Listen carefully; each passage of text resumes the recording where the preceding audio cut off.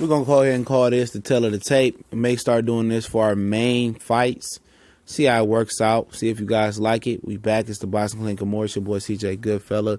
Going to finish out with 3 strong videos. This is 2 of the 3. Could be more depending on what news break or what goes down. I know a lot of people enjoying the NBA playoffs. It's been good so far. Boston and Milwaukee, that was a real good game. And I started to shoot the live stream at the end of a really, really good game. But you know what happens. Pledge allegiance to the boxing grind.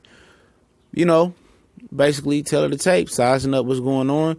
I think, Triple H 1200, I think said it in the comment section the day I read. The only real breaking point for Jessie Vargas is how he can fail in this fight is the catchweight of 144. I think that's the biggest mystery sign for Jessie Vargas. Especially he knocked off the rust. I think he got a fight with Mike McCallum already. That's the body snatcher for the young fellas that don't know. Body snatcher at 154 was ice cold, man. 160 was nice too, but at 154, that was him. He one of the greatest 154 pounders of all time, I believe. And he's training Jessie Vargas. Vargas then had Eric Morales, Roy Jones, Dewey Cooper, Roger Mayweather, and I got Mike McCallum. I probably missed a few in there. But, what Mike McCallum implicates with him, which obviously he's named the body snatcher, the real body snatcher, not that fake fool over in the UK, will be body punching. And Broner's a good body puncher as well. But the 144, I know Vargas for years fought between 140 and 147.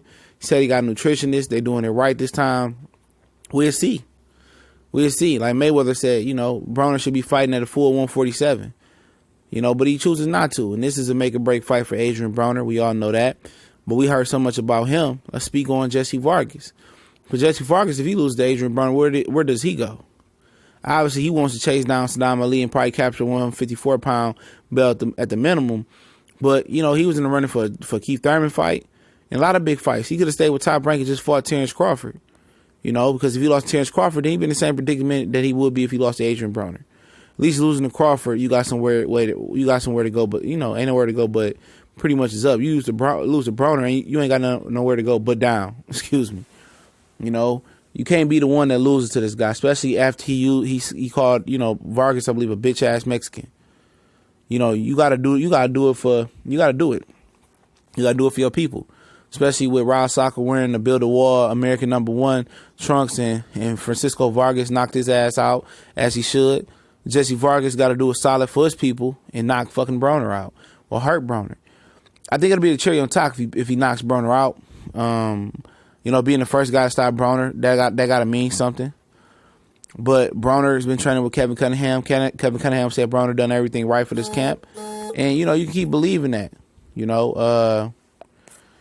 can because until he shows you, because he was just in Atlanta in January, right before camp started. And I think he was already down there working out with him. He grabbed a woman by the vagina, by the private area. I mean, how much has really changed for this guy? We'll find out this Saturday, man. This Saturday. This is a good fight card. I mean, it's going to be a lot of hype. The Brooklyn Barclays Center going to be high energy. And, Vargas is going to bring the heat. Broner hopefully can bring some heat.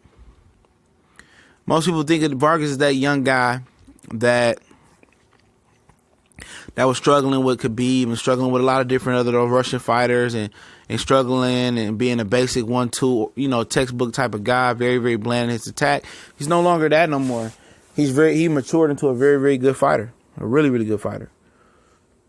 What does this fight mean for both fighters? It means it's just as much for Broner as it does for Vargas and Vargas for Broner. Vargas loses to Broner, shit, his career basically could be considered over with. That's the silver lining for him is I had to fight at a catch weight. I didn't feel comfortable. And I expect him, if he's using an excuse, which is Vargas isn't an excuse type of guy, that would be the excuse. You gotta lose to this sorry one fucking Broner. I mean, your career's done. You journeyman status. You just gave Broner another day to live. Something to hang on to for the next couple fights. But for Broner, it's not about being focused. I'm not buying that shit. For Broner, he never really had it. You can say, oh, you got four titles in 4 different weight classes. That don't mean shit. He was only the best at one weight class, and that was 35 that he held. He wasn't even he wasn't second best at 42nd. At 47, he wasn't second best at 130. He wasn't second best at 140 at the time. So he was just a title holder. Other than 135, he was a real champion in my opinion. Like I said, man, everybody keep waiting for this dude to show up.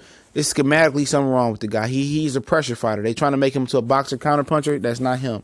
He's better when he's on the front foot attacking. Good left hook, good body punching, good left hook to the head, to the body, good jab. He's better when he's walking his opponents down. When he's trying to beat Floyd Mayweather, the generic version, he's not that good. Period. But Jessie Vargas cannot be the one that loses to Adrien Broner. He can't be that guy. He can't be that guy. The body snatcher Mike McCullum can't have that guy on his training resume. They can't lose to the Cincinnati bum. They can't. And if they do, like I said, Vargas' career is as much as in limbo as would Adrien Broner's career be if he loses to Jessie Vargas. Broner's career should be over with. He legitimately could be on suicide watch if he loses to Jessie Vargas. I could legitimately see him have a meltdown and we finding him in the trunk of a car, some shit in the pond, floating up and face down. Could. A lot going on. He sounded like he made the sacrifices and the changes for this fight. And when he finds out that possibly ain't enough, that he really gave everything, he ain't that good, it's gonna be a shock to him. I think it's a shock he ain't gonna be able to handle. I think he may never box again. Bare minimum. I think he'd be done. But it's CBC and more. We be with the real thing tomorrow. We out.